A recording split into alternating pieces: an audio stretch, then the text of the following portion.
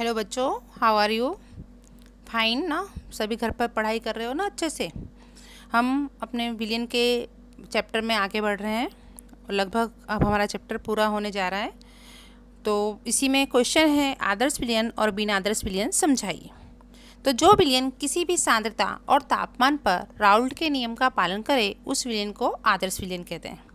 विलेय और विलायक मिश्र होकर विलयन बने तब इस क्रिया के लिए एंथैल्पी में होने वाला परिवर्तन शून्य होना चाहिए, दैट मीन्स डेल्टा एच 0 होना चाहिए। विलेय और विलायक जब द्रव स्वरूप में मिश्र हों तो विलयन के आयतन में परिवर्तन नहीं होना चाहिए, यहाँ पे भी डेल्टा V इजिकल टू 0। अब विलयन के आदर्श व्यवहार को समझने के लिए विलयन के घटक होते हैं A और B। जब वे शुद्ध घटक स्वरूप में हों तब उसमें से AA और BB प्रकार के आकर्षक आंतराण्वीय पारस्परिक क्रिया होती है, जबकि द्विअंगी विलयन में इसके अलावा AB प्रकार की आकर्षक आंतराण्वीय पारस्परिक क्रिया भी उपस्थित होती है। यदि विलयन में AA BB के बीच आंतराण्वीय आकर्षण बल और AB के मध्य का आंतराण्वीय आकर्षण बल है जो लगभग समान हो तो ऐसा विलयन क्या बनता है? आदर्श विलयन। इसके उदाहरण हैं bromo ethane, chloro ethane, benzene, toluene, hexane और हेप्टेन। Chlorobenzene, bromobenzene. अब आपको इसमें जो उदाहरण है उसमें खास ध्यान से ये समझना है कि ये क्यों बना रहे हैं आदर्श विलयन। ये बिल्कुल ध्यान से समझना, उदाहरण से ही आपको समझ में आएगा और कोशिश करना समझने की। नहीं आए तो आप मुझे पूछ सकते हो, लेकिन आपको ये ढूंढना ज़रूर है कि इसमें क्या समानता है जिससे ये आदर्श विलयन बना रहे हैं। नेक्स्ट पॉइंट आता है हमारा बिन आदर्श विलयन। बिना आदर्श विलयन जो विलयन किसी भी सांद्रता और तापमान पर राउल्ट के नियम का पालन नहीं करता। दूसरा क्या हो जाएगा इसमें? Delta H is not equal to 0, delta V is not equal to 0 और इसके बीच AA BB के बीच मध्य आंतर आणविक आकर्षण बल और AB के बीच आंतर आणविक आकर्षण बल समान नहीं होगा। और इसके उदाहरण क्या हो जाएंगे? उदाहरण से ही आपको पूरा मेथड समझ में आ जाएगा। क्लोरोफॉर्म और एसीटोन है, HCl और पानी, HNO3 और पानी बिन आदर्श विलयन के उदाहरण हैं। अब हमारा 3 मार्क का नेक्स्ट क्वेश्चन आ रहा है, बिन आदर्श विलयन में से और उसमें होने वाले धन विचलन और ऋण विचलन द्वारा समझाओ। बिन आदर्श विलयन उसमें होने वाले धन विचलन और ऋण विचलन द्वारा समझाओ। तो आपको स्क्रीन पर एक डायग्राम दिख रही है। धन विचलन कर्व जो है डायग्राम में ऊपर की ओर है, ऊपर की ओर कर्व जाती है तो दैट मीन्स धन विचलन हो रहा है। अब धन विचलन होता कब है?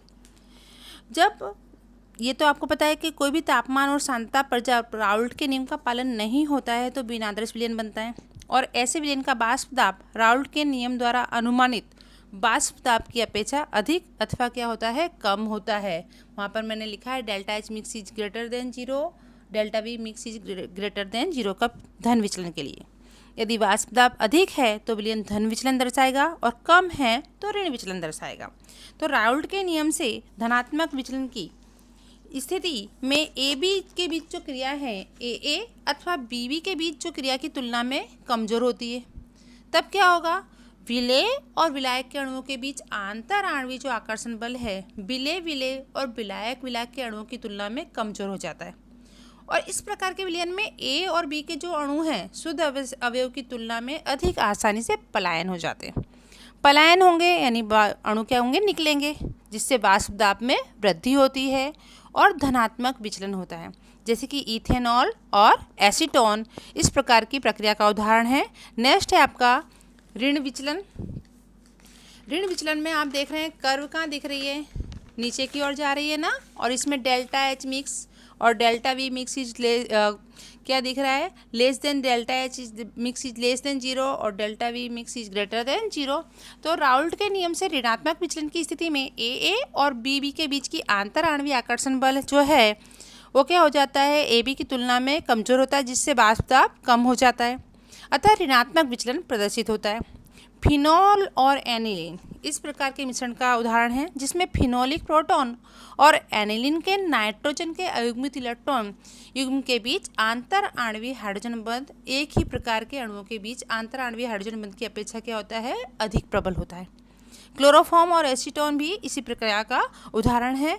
तो आपको धन विचलन और ऋण विचलन के लिए ये दोनों डायग्राम बनाना कंपलसरी होता है। नेक्स्ट पॉइंट आता है हमारा एजियाट्रॉप। एजियाट्रॉप किसे कहते हैं? एजियाट्रॉप अर्थात क्या? तो एजियोट्रॉप में क्या होता है, अनेक जो द्रव होते हैं या प्रवाही होते हैं को निश्चित मात्रा में अगर हम मिश्र करके उबालें तो उनका विघटन हुए बिना किसी निश्चित तापमान पर भी उबलने लगते हैं, जिसे कहते हैं एजियोट्रॉप। अब इसके दो प्रकार हैं, लघुत्तम उत्कलन एजियोट्रॉप और महत्तम उत्कलन एजियोट्रॉप। निश्चित मात्रा वाले दो प्रवाहियों का बना जो विलियन राउल्ट के नियम से अधिक धन विचलन दर्शाता है उसे निश्चित प्रमाण लघुत्तम उत्कलन एजियोट्रॉप कहते हैं। जैसे 95% वीवी इथेनॉल का पानी में विलयन, जिसमें 95% इथेनॉल है। महत्तम उत्कलन एजियोट्रॉप निश्चित मात्रा वाले दो प्रवाहियों का बना जो विलयन राउल्ट के नियम से अधिक ऋण विचलन दर्शाता है उसे निश्चित प्रमाण महत्तम उत्कलन एजियोट्रॉप कहते हैं। और इसका उदाहरण हो जाएगा 68% WYW आपको VYV और WYW का मीनिंग तो पता ही है क्योंकि आगे इसी चैप्टर में हमने इसे पढ़ा हुआ है। अब आपका नेक्स्ट पॉइंट आता है या नेक्स्ट क्वेश्चन है, ये बोर्ड के लिए मोस्ट टाइम पे क्वेश्चन में से एक क्वेश्चन है।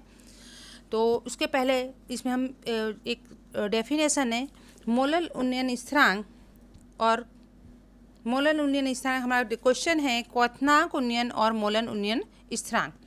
तो बेटा 1 किलोग्राम विलायक में 1 ग्राम आणविक द्रव्यमान जितना वजन अवाष्पशील विलय घुलाकर विलयन बनाते हैं तो विलयन के क्वथनांक में होने वाली वृद्धि को मोलन उन्नयन स्थिरांक क्या कहते हैं, केवी। मैं रिपीट करती हूँ, 1 किलोग्राम विलायक में 1 ग्राम अणुभार जितना, 1 ग्राम अणुभार जितना यानी 1 मोल जितना वजन का अवाष्पशील विलय घुलाकर अगर विलयन बनाया जाए तो उसके क्वथनांक में होने वाली वृद्धि को मोलन उन्नयन स्थिरांक केवी कहते हैं। जिसे कि 1 किलोग्राम पानी में 342 ग्राम शक्कर, 342 ग्राम शक्कर का फॉर्मूला क्या होता है, C12H22O11 that is the sucrose.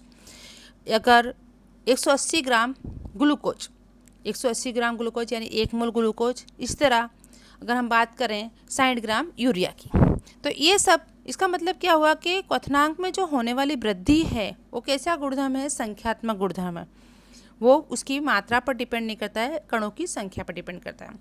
अब क्वेश्चन आपको क्या पूछा जाता है उस पर हम डिस्कस करते हैं। क्वथनांक उन्नयन अर्थात क्या और मोलल स्थिरांक का सूत्र प्राप्त कीजिए। क्वेश्चन है विलयन का क्वथनांक उन्नयन अर्थात क्या और मोलल उन्नयन स्थिरांक का सूत्र प्राप्त कीजिए। तो शुद्ध विलायक और उसके बनाए गए विलयन के लिए भिन्न भिन्न तापमान पर प्राप्त होने वाले उसके वाष्प दाब का संबंध आप आलेख में देखेंगे। अभी मैं नीचे आलेख बता रही हूँ। उसके लिए शुद्ध विलायक का क्वथनांक कितना लेना है, T0B। आप ग्राफ में दे सकते हैं, क्वथनांक को T0B से दर्शाया गया है और विलयन का क्वथनांक है TB। तो क्वथनांक में होने वाली वृद्धि डेल्टा TB बराबर TB माइनस T0B को हम क्या कहेंगे, क्वथनांक उन्नयन कहेंगे। दैट मीन्स शुद्ध विलयन की अपेक्षा यहाँ पर आपने देखा शुद्ध विलायक का क्वथनांक कितना है, T0B, और विलयन का क्वथनांक कितना है, TB। अब यहाँ पर डेल्टा TB क्या मिल रहा है, TB माइनस T0B। अब इसको प्रूव कैसे करना है, इसका सूत्र कैसे प्रूव करना है। तो प्रायोगिक अवलोकन दर्शाता है कि क्वथनांक उन्नयन डेल्टा TB मंद और आदर्श विलयन में रहे हुए विलेय की मोलल सांद्रता m के समानुपाती होता है। तो डेल्टा TB मोललता यानी molality small m, delta TB proportional to m दिख रहा है स्क्रीन पर। Delta TB is equal to KB into m। अब मोललता का सूत्र होता है 1000 गुणे W2 upon M2 into W1। तो डेल्टा TB KB अपनी जगह पर है, W2 की जगह हम इसकी वैल्यू रख देंगे। आपको KB को हम सूत्र कारक बनाएंगे तो KB का फॉर्मूला मिलेगा delta TB W1 M2 upon 1000 into W2। यहाँ KB क्या है, मोलल उन्नयन स्थिरांक, W2 विलेय का वजन, W1 विलायक का वजन, M2 विलेय का आणविक द्रव्यमान और डेल्टा TB क्वथनांक उन्नयन। तो एक मोलल उन्नयन के क्वथनांक उन्नयन को उसके विलायक का मोलल उन्नयन स्थिरांक KB कहते हैं और उसका मात्रक होता है केल्विन किलोग्राम पर मोल।